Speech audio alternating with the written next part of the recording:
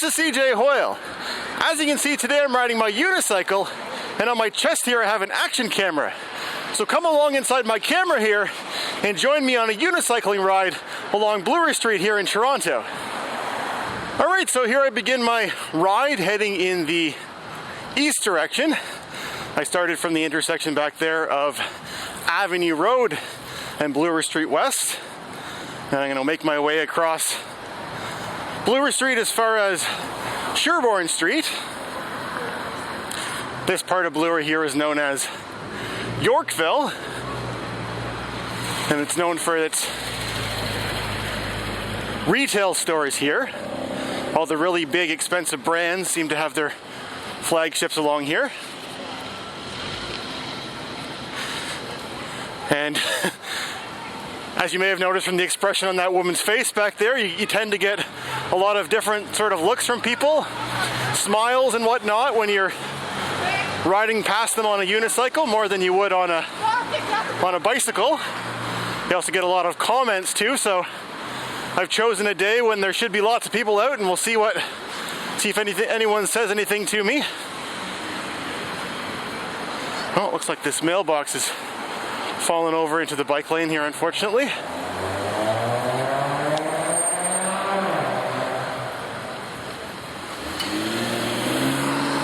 Go around this car.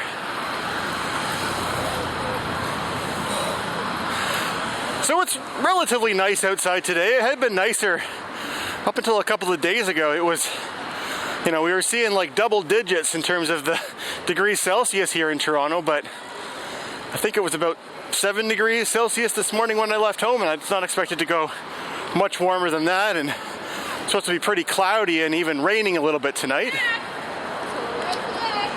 But for right now it's pretty nice, and as you can see, there are lots of people outside enjoying it.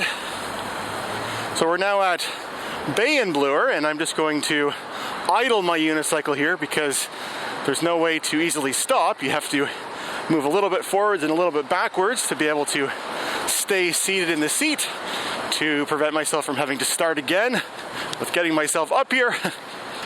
I'm certainly no expert unicyclist. I got this unicycle back in 2009, right around this time of the year too. So that would mean that it's been 12 years, which is hard to believe. Time really flies, but to be honest, I only get this unicycle out to ride maybe twice, 3 times a year. But it's just sort of like the whole skill of learning how to ride a unicycle just comes right back to me. Anytime that I get it in front of me, I just hop on and I'm able to, do all the things that I could before. It's, in that regard, it's a lot like how they say, you never forget how to ride a bike. It is like... The same is true with riding a unicycle. Once you've learned the skill, it sticks with you, or at least it has in my case. This next intersection up ahead is Yonge Street, which is the middle of Toronto.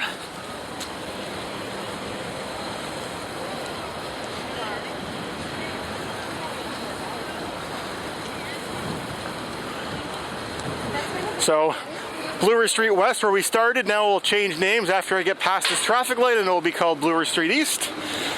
Most roads that cross Yonge Street do that same thing with their name.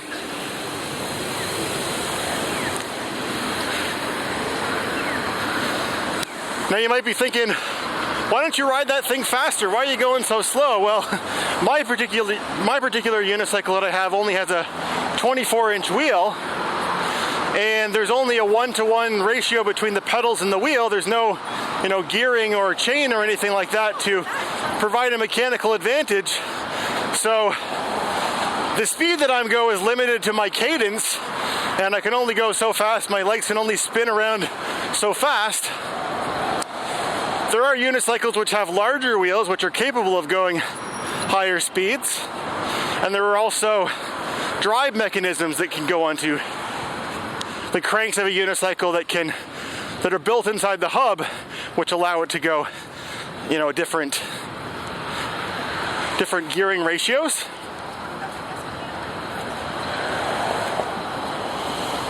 But my unicycle is very basic.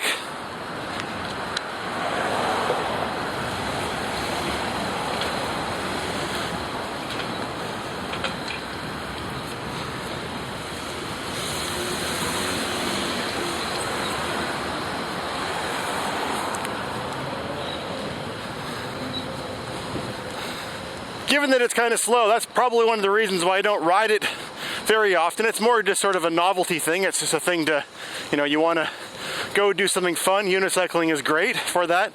I find that the unicycle works really well on park paths and trails and things, but I don't really live particularly close to any trails, so I'm limited to riding in bike lanes like I'm doing like right now, or, you know, riding through neighborhood streets, or occasionally I'll take my unicycle, you know, on the public transit down to the waterfront or something like that to ride on some of those trails, but that's just sort of not that convenient to do, so it doesn't happen that often.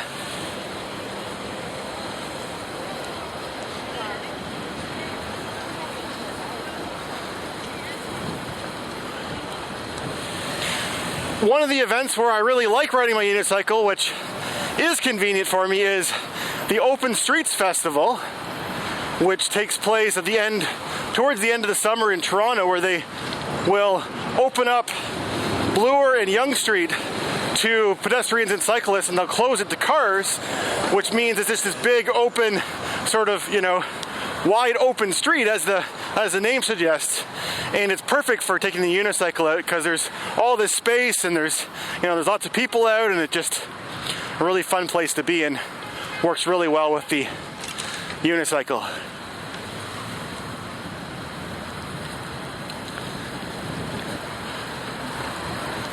Something that I like to do also at that festival is, when I go out on my unicycle, to also bring my ukulele with me and play my ukulele and sing while I'm riding it, because one of the great things about unicycles is that all the control is done with your lower half. Your arms are free to do whatever you like with them, so it means that I can play a ukulele while riding my unicycle. I do have a couple of videos on YouTube showing myself doing that. One of those videos was actually filmed during Open Streets here in Toronto. So we just crossed Ted Rogers Way back there, which if you go to the right, that eventually becomes Jarvis Street here in Toronto. And this bridge up ahead that we're going to be going under, or going over, it doesn't really look like a bridge, but you can see those kind of guardrails on either side. That is Mount Pleasant Road.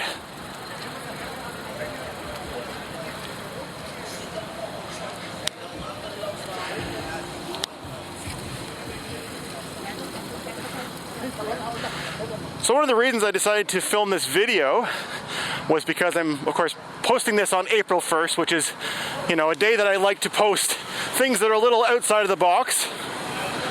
But also, this has been made possible now because I have a new action camera, which has really good image stabilization, which is really necessary for an activity like this, where the camera is mounted on my body, because for balancing and everything else that's required to ride a unicycle, your body ends up swaying back and forth from side to side, and this particular camera is pretty good at being able to cancel out all that and give you a relatively smooth image to look at.